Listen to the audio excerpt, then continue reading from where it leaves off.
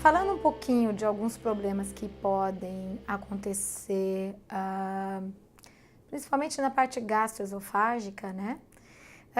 Tem um processo, né, que é quer dizer, um problema que, na verdade, é um aumento de uma bactéria chamada H. pylori no estômago, que nem sempre dá sintoma, né?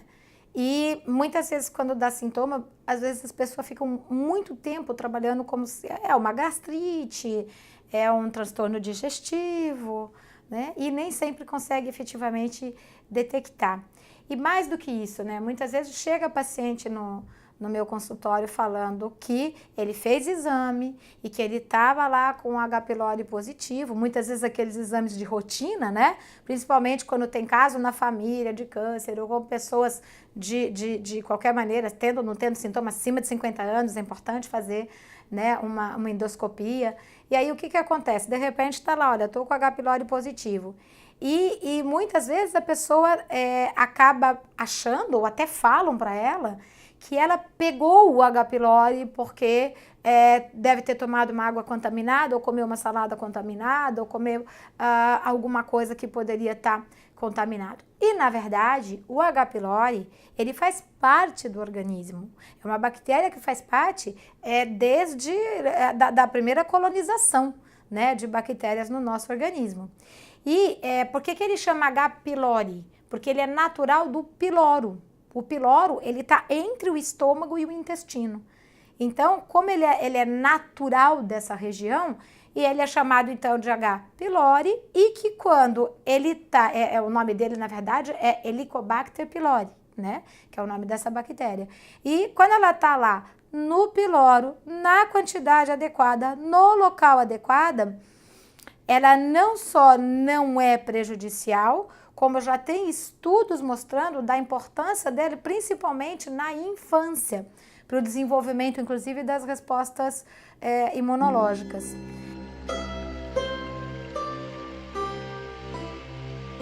Então, quando que ela se torna um problema? Ela se torna um problema quando ela transloca do piloro para o estômago. E por que naturalmente isso não acontece? Porque no estômago nós temos ácido clorídrico.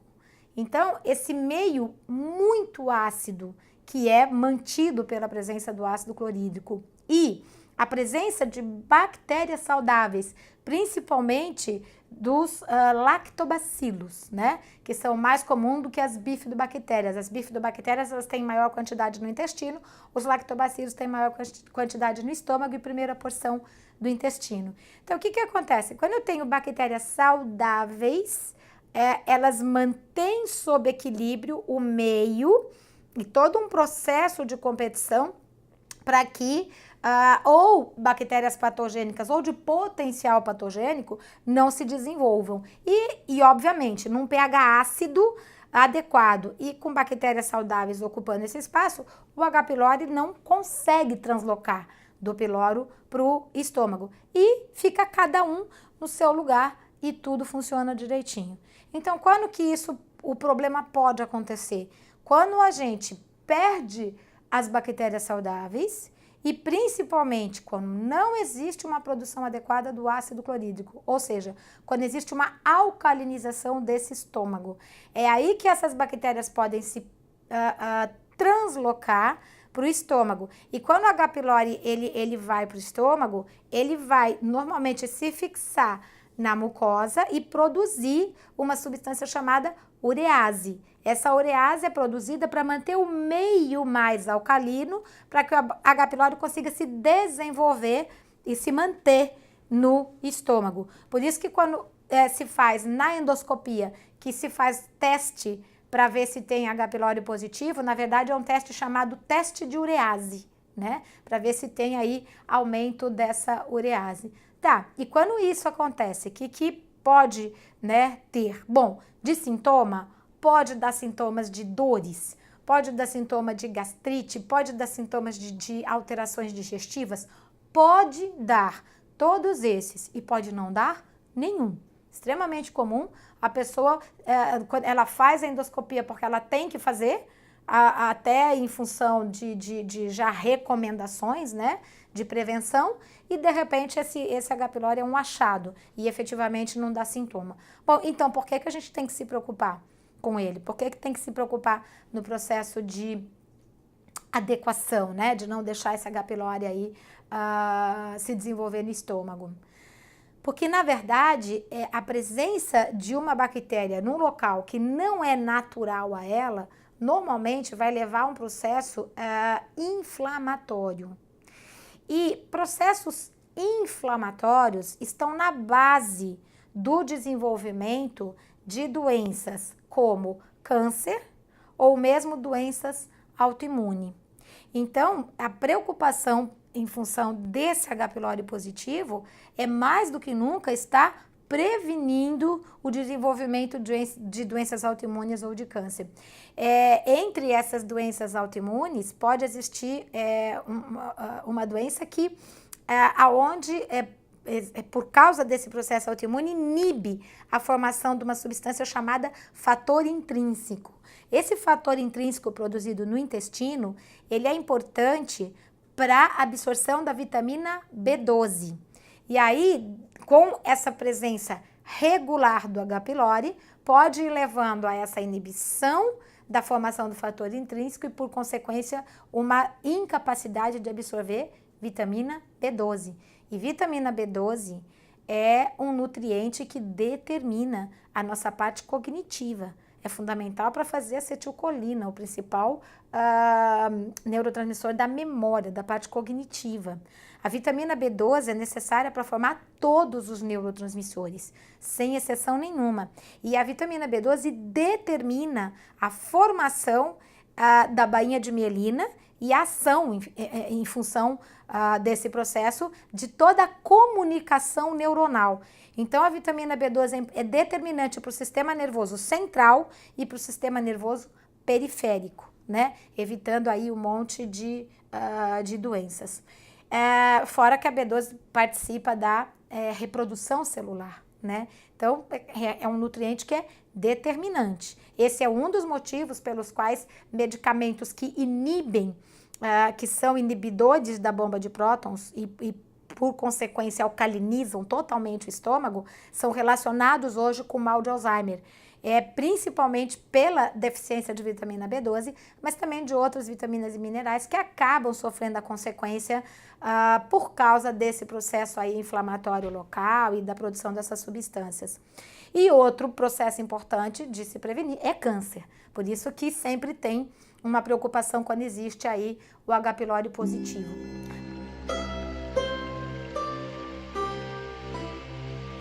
Mas uma outra preocupação que vem com isso é o processo, muitas vezes, do tratamento.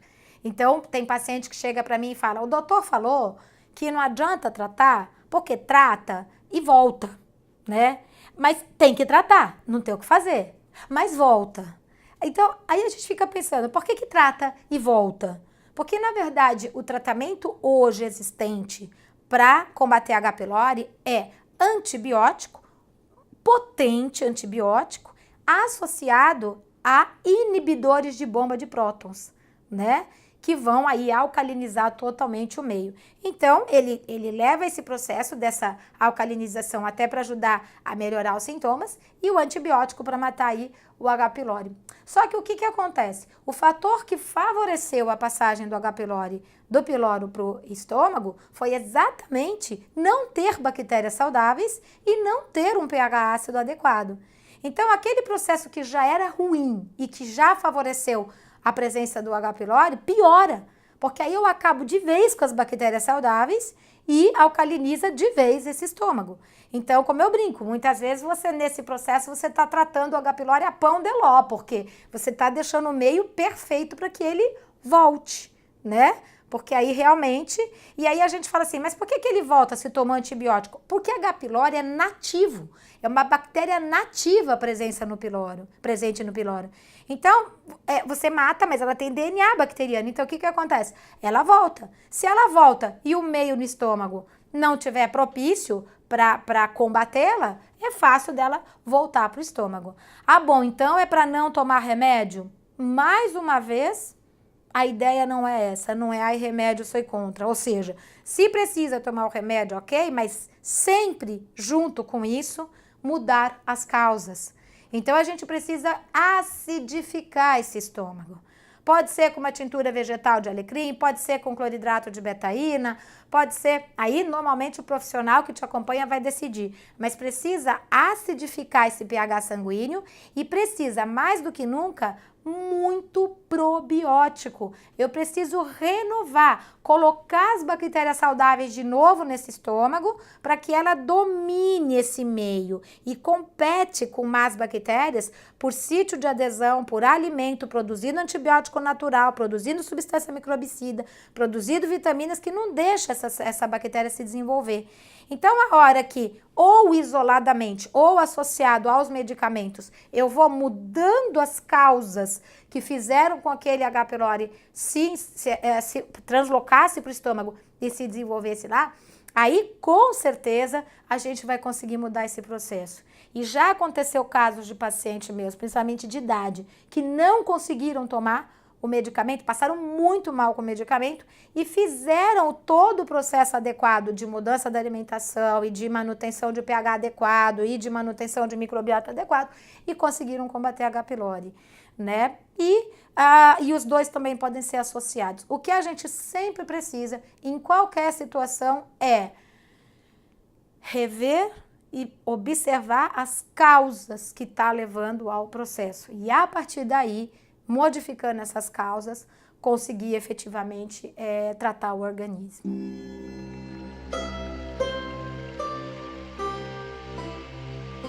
Vamos falar um pouquinho hoje da importância das vitaminas, mas nós vamos começar por uma, né? Que é a vitamina C. E assim, a vitamina C, por que eu acho assim, ela fundamental? Além dessa vitamina ter inúmeras ações no organismo, ações extremamente importantes, ela é facilmente utilizada em qualquer processo de estresse, né? Então ela acaba sendo altamente metabolizada em qualquer processo de estresse, vamos falar assim, estresse oxidativo, estresse adrenal, né, estresse emocional, né, que leva ao estresse adrenal. Então ela é muito utilizada porque a vitamina C é necessária para produzir os hormônios do estresse, as catecolaminas. Então ela acaba sendo extremamente exigida ao mesmo na mesma hora em que ela não é consumida como deveria, né?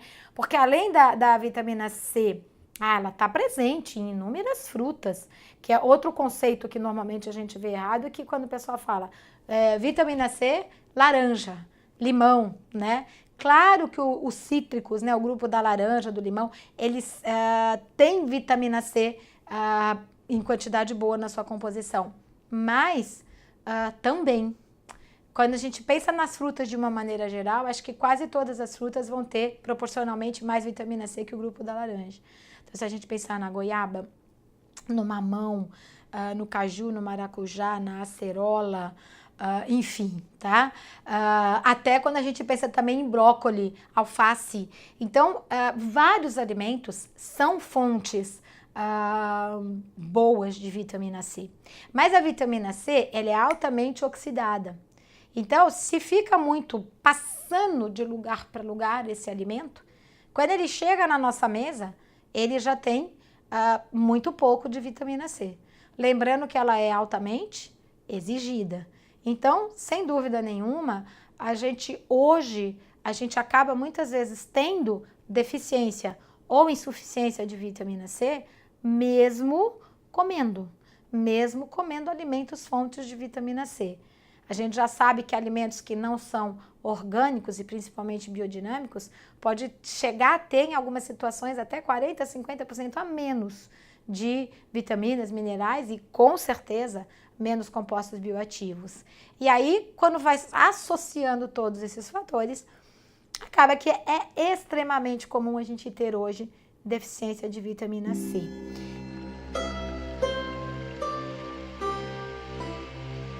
E aí, pensando nas principais ações, porque a vitamina C ela tem tantas ações que né, falar aqui em detalhe de todas elas, acho que fica mais cansativo, né? Então eu vou resumir assim algumas das principais ações da vitamina C.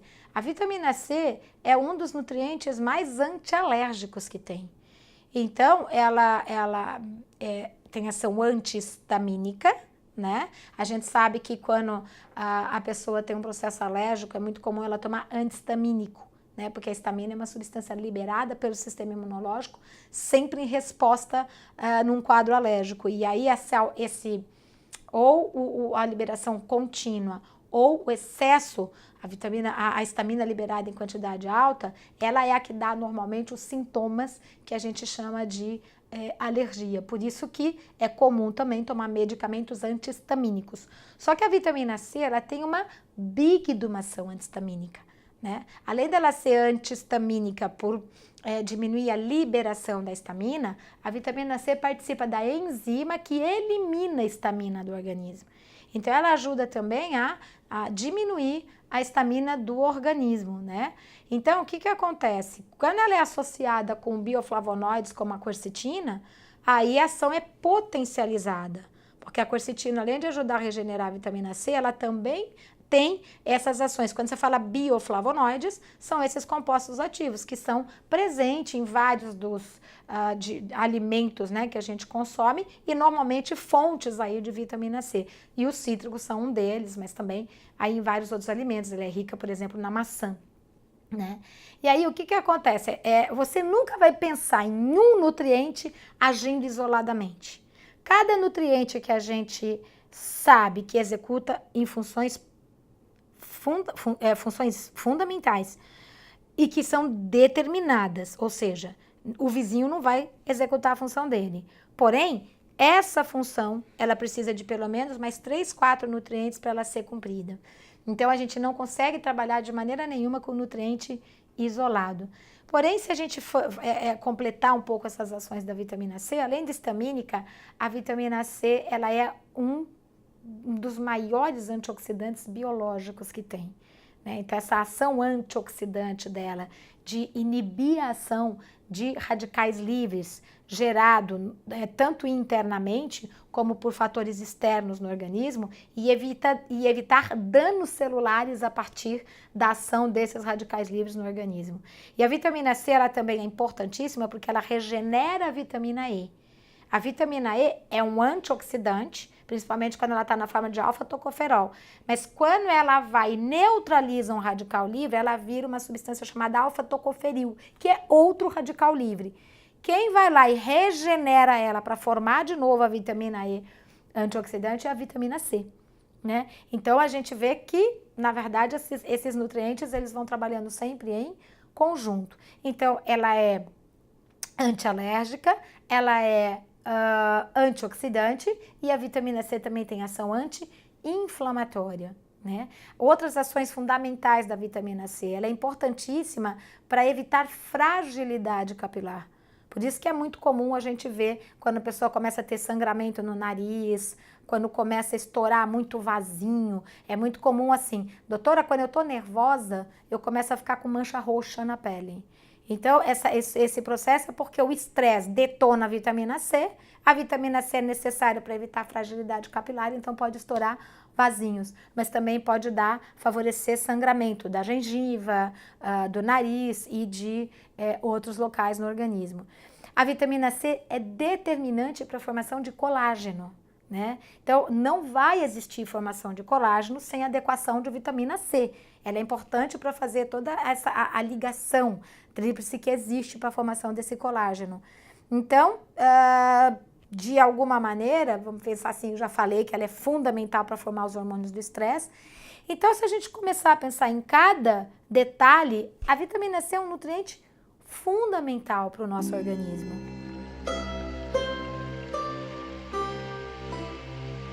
Infelizmente, ele anda muito, as pessoas andam com muitas deficiências de vitamina C. Só que aí o que acontece? Bom, então eu vou lá na farmácia e vou tomar uma vitamina C.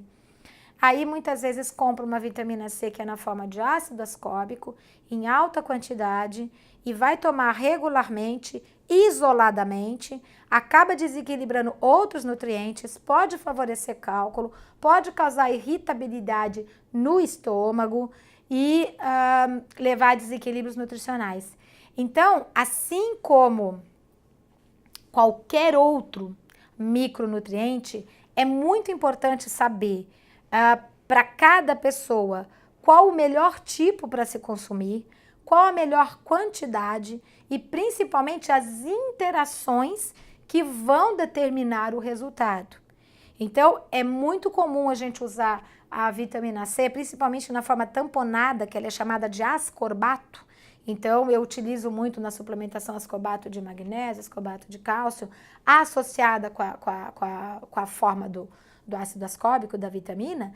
Por quê? Porque elas acabam tendo uma ação sinérgica, só que o ascorbato, que é a forma tamponada, ela não causa irritação no estômago, ela não leva à facilitação de formação de cálculos, né? Então ela é mais fácil de ser consumida por um período mais prolongado. As quantidades, de uma maneira geral, têm que ser adequadas a cada pessoa e a melhor maneira de se usar essa vitamina C é sempre associada com bioflavonoides, principalmente a quercetina e também com L-glutationa reduzida.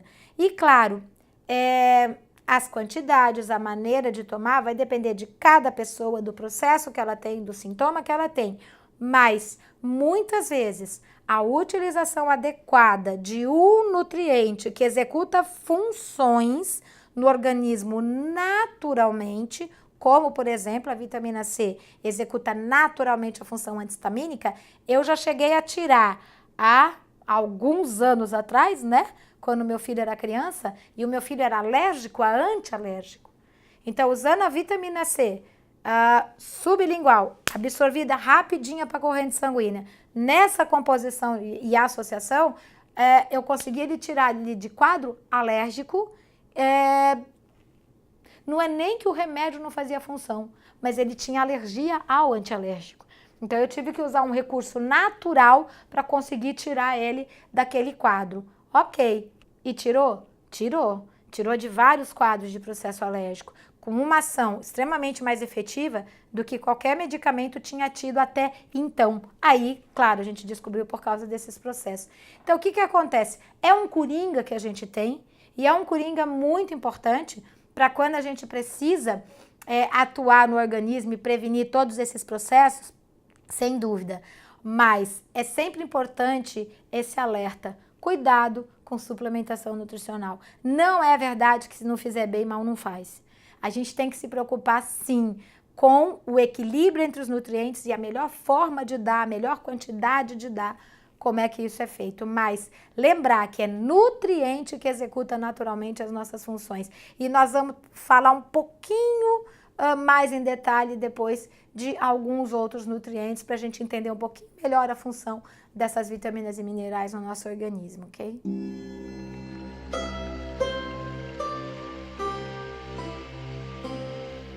Como nós já vimos em outros momentos, a nossa microbiota ela é composta por bactérias saudáveis, bactérias de potencial patogênico e fungos. Então, o fungo faz parte da nossa microbiota. E quando ele está num processo adequado, num local adequado, com as bactérias saudáveis em prevalência, os fungos estão na forma de levedura, de célula, e participam como comensais e não causam normalmente problema nenhum. Eles fazem parte, como a gente fala, eles estão no mundo bem antes de nós, né? Então, fazem parte do nosso organismo. Até aí tá tudo certinho. Quando algum fator me faz perder as bactérias saudáveis, dependendo sempre da predisposição genética, esses fungos podem se proliferar, formar hifas, depois micélio, assim como também pode ocorrer essa proliferação de bactérias de potencial patogênico. O que acontece com os fungos quando eles se proliferam? Os fungos, eles não são que nem a gente ingere e digere. Os fungos digerem e ingerem. Então, eles produzem exoenzimas que vão fermentar carboidrato refinado, açúcar, proteínas mal digeridas, né? E outras substâncias. Eles digerem, fermentam essas substâncias e o que for resultado dessa fermentação é que eles vão se alimentar. Mas além deles produzirem substâncias para eles se alimentarem, os fungos também, nesse processo aí de fermentação, eles produzem substâncias que vão ajudá-los a manter o meio estável para que eles possam se desenvolver. Então, nesse processo todo, o que eles podem estar produzindo? Eles podem produzir substâncias que inibem, por exemplo, a formação de uma vitamina, a ativação de uma vitamina chamada biotina. A biotina, a gente ingere ela no alimento na forma de biocitina, aí ela é ativada no intestino e forma biotina. A biotina é um nutriente importantíssimo para a gente, para melhora de cabelo, pele, unha, para ação da insulina, por isso que ela é conhecida como vitamina do cabelo, né? Mas é para toda a parte estrutural. Mas ela também é um nutriente que ajuda a evitar a proliferação de fungo. Então, a primeira coisa que o fungo vai fazer é o quê? É inibir a biotina.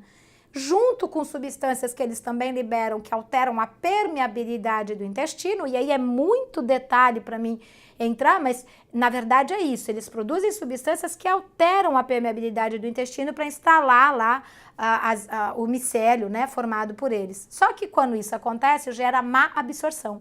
Então eu começo a ter má absorção de vitamina e mineral e ainda destruição de vitaminas como a biotina. O que a gente pode ter de sintoma por causa disso? Pode ter queda de cabelo? Como uma paciente me disse quando eu perguntei se ela tinha queda de cabelo, ela falou, não, doutora, meu cabelo não cai, ele se joga, né? Então, pode ter quedas de cabelo, não só do cabelo na cabeça, mas de cílio, sobrancelha, pelo do corpo, né? E normalmente vai ser associado aí a uma condição chamada de alopecia areata. Então, pode ter essa queda de cabelo? Pode. O que mais que pode ter por deficiência da biotina? Escamação. Então, pode ter escamação no nariz, na sobrancelha, na boca, atrás da orelha, na cabeça. Muitas vezes o pessoal fala caspa. Essa escamação que é chamada de caspa, normalmente ela vem por causa de aumento de fungo no intestino. Inclusive dá coceira no ouvido, coceira na cabeça, tá? Mas pode estar também bolinhas aqui no braço, bolinhas na perna, aquelas bolinhas que muitas vezes vai no médico e fala, é idiopático, não tem o que fazer, né? Normalmente são consequência dessa destruição da biotina aí no intestino. Escamação na mão, escamação no pé, calcanhar rachado, né? Então, todos esses sintomas, eles podem ser possíveis em função da biotina. Só que também, ainda no intestino, dessas substâncias produzidas por fungo, existem as gliotoxinas, que são imunotóxicas. O que elas vão fazer? Destruir células, impedir a formação de células de defesa que combateriam o fungo, né? Mas essas células, elas se equilibram com as que evitam alergia. Então, na hora que você inibe essas células, essa imunidade celular que combateria fungo, a gente aumenta uma outra imunidade chamada humoral, que é a que leva a processos alérgicos. Então, essa presença regular no fungo e desequilibrada, ela pode diminuir a formação de células de defesa como neutrófilos, até linfócitos, leucócitos total, naquele exame de sangue, quando a gente vai avaliar, ao mesmo tempo que aumenta processos alérgicos. Também no intestino, os fungos acabam liberando substâncias que inibem a formação de células chamadas de tolerogênicas. Essas células tolerogênicas, além de aumentar a nossa tolerância a diversos tipos de agressores, tem um fator importantíssimo, que elas evitam a formação de autoanticorpos, que levam a doenças autoimunes. Então, como o fungo destrói ou inibe, na verdade, a diferenciação dessas células, acaba favorecendo processos autoimunes.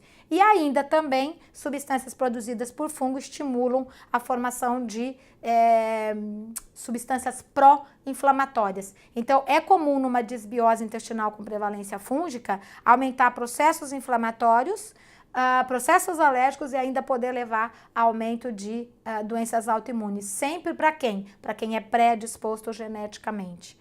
E além de tudo isso, na verdade, tem várias coisas. Eu estou dando um resumo aqui para vocês, tá? Mas, na verdade, uma coisa importantíssima que é comum acontecer é que no intestino o fungo produz várias substâncias que são hipoglicemiantes.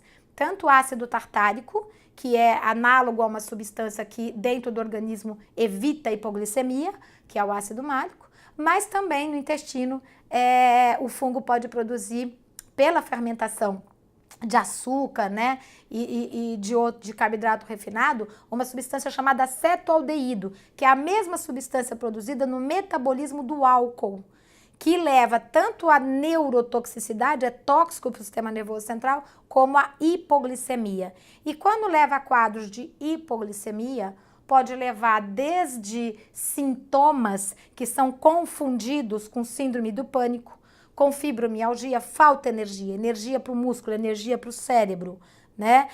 Pode levar a sintomas de dificuldade de concentração, agitação mental, embotamento, quer pensar e não consegue, sonolência o dia todo, dificuldade de começar uma coisa e terminar. Então, muitas vezes acaba começando várias coisas ao mesmo tempo e não termina nenhuma. Pode levar a sintomas de sono agitado, pesadelo, suor noturno, acorda enjoado. Muitas vezes o acordar enjoado é um sintoma clássico de hipoglicemia. Que mais que a gente tem? Enfim, esses sintomas todos, eles são extremamente ligados com essa falta de energia para o sistema nervoso central. E isso, vários fatores podem causar, mas um deles é a produção de substâncias hipoglicemiantes geradas pelos fungos.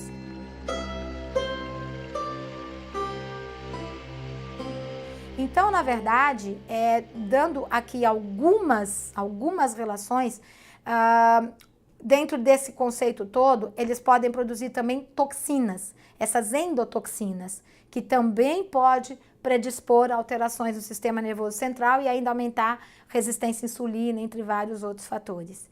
Então, com certeza, a preocupação quando a gente tem... Porque quando você fala em candidíase, qual é a primeira coisa que a pessoa pensa? Candidíase vaginal, né?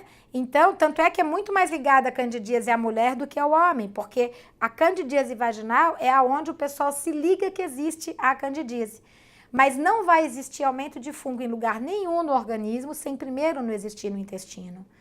Então, quando aumenta fungo no intestino e perde as boas bactérias, também perde a permeabilidade adequada do intestino. E isso pode translocar para a parte urogenital e causar a candidíase vaginal para a mulher, e para o homem pode causar vermelhidão e irritabilidade ou escamação na região da virilha. E só para a gente fechar um pouquinho isso, que sintomas mais podem existir, pode ter sapinho, né? Quando o pessoal fala de estomatite, sapinho na boca também, tanto é que isso é tratado por um medicamento chamado micostatina, que é anistatina, é antifúngico, tá? Assadura também é um sintoma de aumento de fungo no intestino. E outros sintomas que são mais claros, né? Que é normalmente a micose de unha, a micose na pele, manchas na pele que mudam de lugar.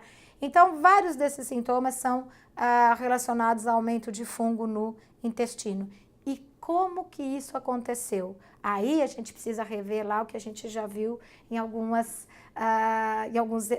momentos aí do remédio natural, que a disbiose intestinal é causada principalmente por desequilíbrio alimentar, associado a excesso de consumo de medicamentos, principalmente antibióticos, cortisonas, anti-inflamatório, até anticoncepcional, laxantes, inibidores de bomba de prótons, que também destroem microbiota saudável e favorece aumento de fungo. Então, é voltar um pouquinho para aquele conceito que a gente tem aí da nossa comida de verdade, né? Da alimentação adequada para tentar regular todo esse processo e toda essa microbiota para evitar esse desequilíbrio aí fúngico, ok?